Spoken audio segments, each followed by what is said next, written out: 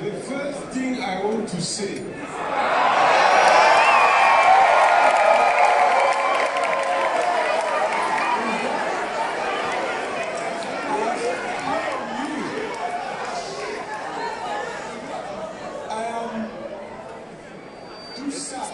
about what is going on in Northwest and Southwest. We are very embarrassed. It is a situation that is not normal. How can the government kill his own people?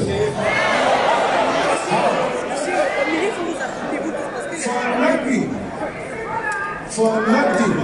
There is no single reason to say why the government is killing its own people. Yes. We know that they will answer that they are Amazonian, they are secessionists. Why are they secessionists? Why? That's the question.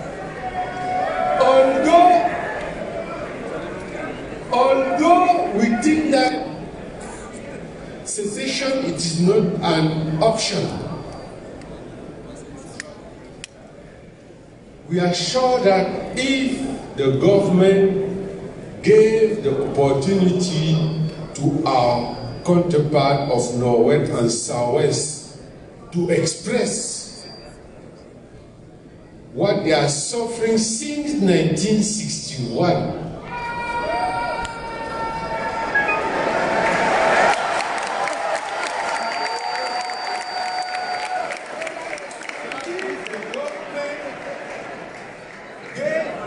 opportunity to express when somebody is ill, he goes to see a doctor. The doctor cannot give him drugs without taking time to understand.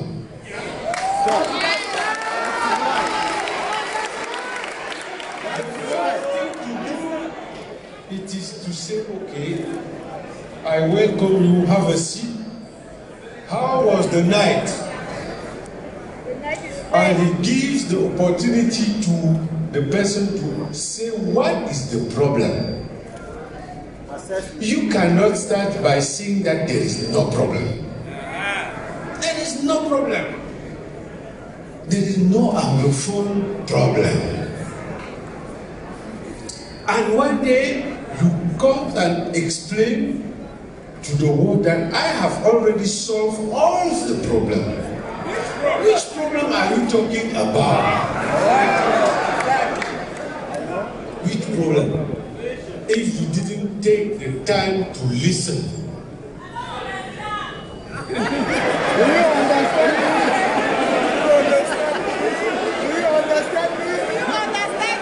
I wanted just to say that we are talking about politics, but among politics, people are losing their life in Northwest and Southwest. Civilians are losing their life, but also soldiers. Because those soldiers who are losing their life there, they have families. It is our brother, our children. We have to be sad. We have to be sad because we are losing civilian life and soldier lives. It is stupid to let his own people kill themselves for one single person.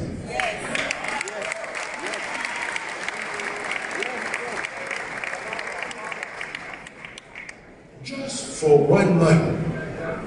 The man, that man,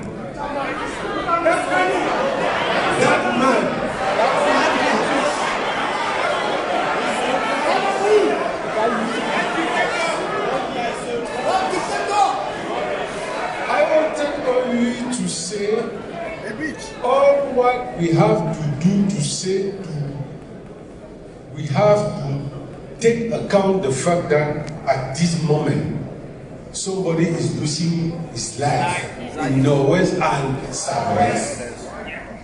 Losing his life for nothing. For nothing. When the army is fighting against Boko Haram, I'm sure that no one will say there is a problem because the army is killing terrorists. It is different. It is different. A strong army, when an army wants to show that he is strong, he don't take out and kill his own people. If government want to give the proof that he is a strong government, he has to find solution to political problems. It is shameful for government to send military where we need politicians. I think they are doing a big mistake thinking that by killing people they are showing that they are strong. I'm sure that you understand by seeing what they are doing that they are not really strong. They are too weak. It is because they are weak that they are pushing army to kill people. A strong government finds solution, political solution, when there is a problem. That's right, that's right.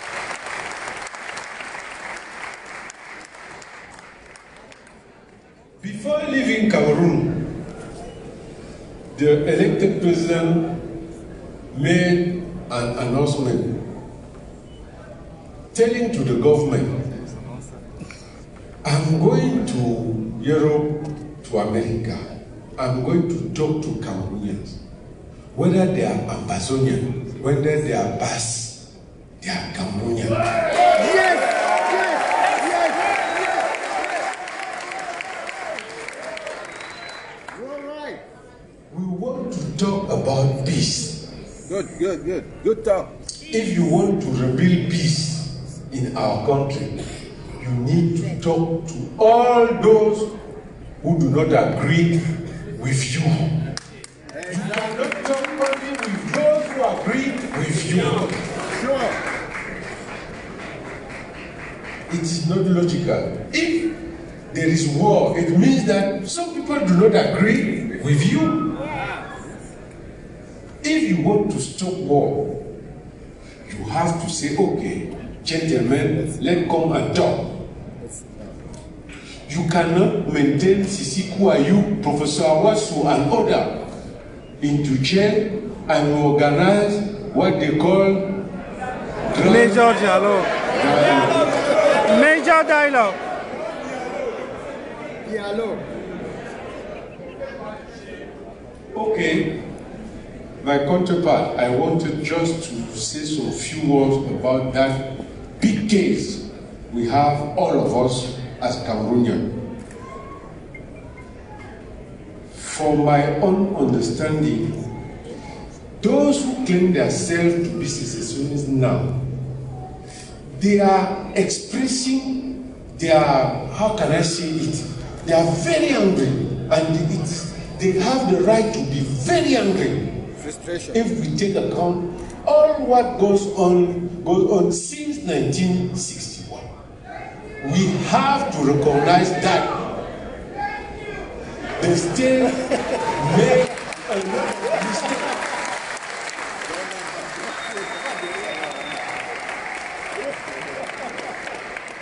There are a lot of political mistakes in the case of Northwest and Southwest since 1961.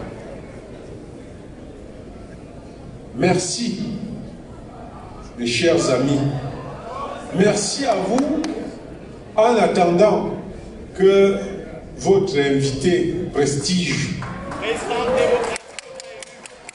viens de vous parler, je souhaitais, après avoir dit quelques mots sur, dans un anglais tatillon, sur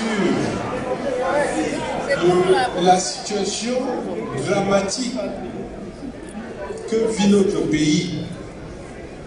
Parce que quand vous n'avez pas croisé des gens qui ont abandonné leur village, leur ville, qui est à Yaoundé ou à Douala,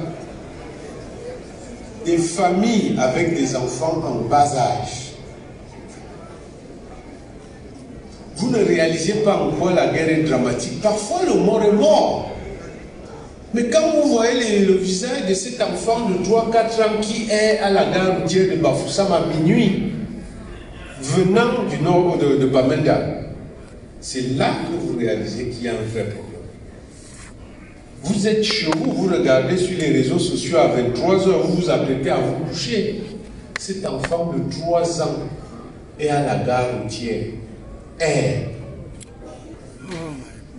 La situation est grave. Elle est beaucoup trop grave pour que certains à Yaoundé s'entourent de soldats et continuent de s'amuser. Il s'agit de vies humaines. Si on veut diriger les gens, on doit aimer la personne humaine. On ne peut pas être à ce point insensible. Parfois on se dit, mais même les administrateurs coloniaux étaient plus quand même. Hein? Même les administrateurs coloniaux exprimaient quelquefois une petite chaleur humaine. Le train des hécatombes, l'homme est en vadrouille chez lui à Genève.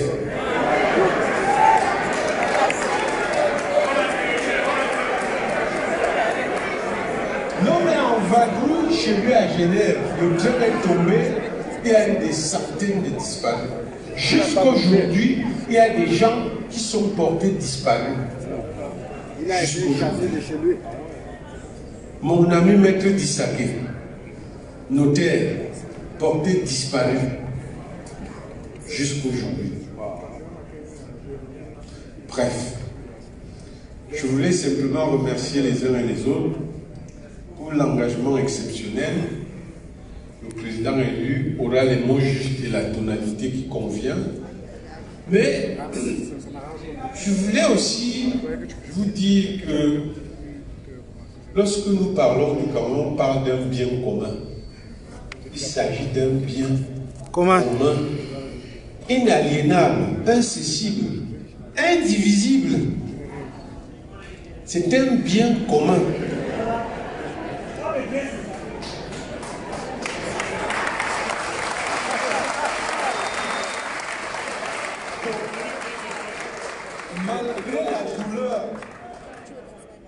Malgré la douleur du jeune frère soldat perdu, du père soldat tué, du frère civil combattant armé tué, on devrait trouver les forces. Les forces, on doit aller au plus profond de nous, trouver les forces nécessaires pour amorcer le dialogue qui est incontournable. Toutes les guerres, comme aime à le rappeler le président élu, s'achèvent autour d'une table. Pourquoi perdre le temps d'hommes et des vies? On pourrait économiser le temps et les vies pour parler de ces choses. Bon, j'ai entendu parler des 32 PV.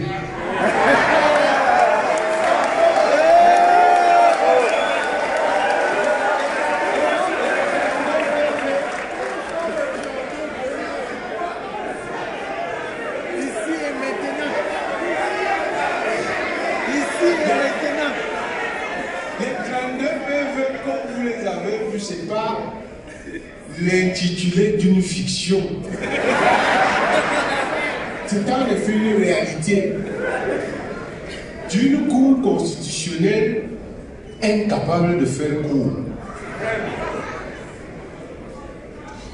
et des femmes tétanisées par la peur.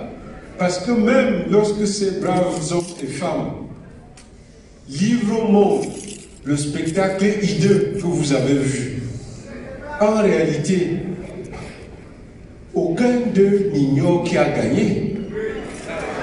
Ils ont juste peur.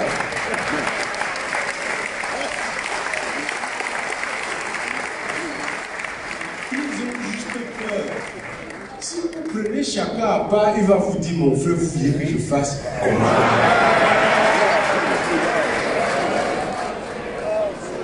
Mais simplement, nous leur disons, la peur est sortie sur nous depuis, nous on n'a plus peur.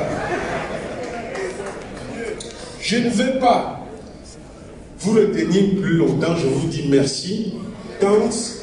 I hope that we will have opportunity to talk about how we can rebuild peace in our country. And to rebuild peace, we need to take account all what our counterparts from Northwest and Southwest have been suffering since. If you want to build a genuine peace. Thank you.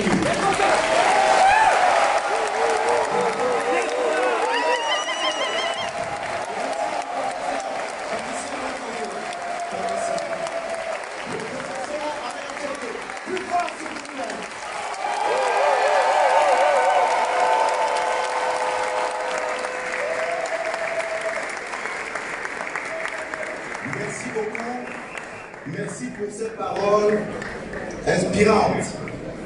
Le professeur Alain Foguet a parlé de souffrance. Souffrance qu'ont enduré certaines personnes. Nous allons vous présenter l'extrait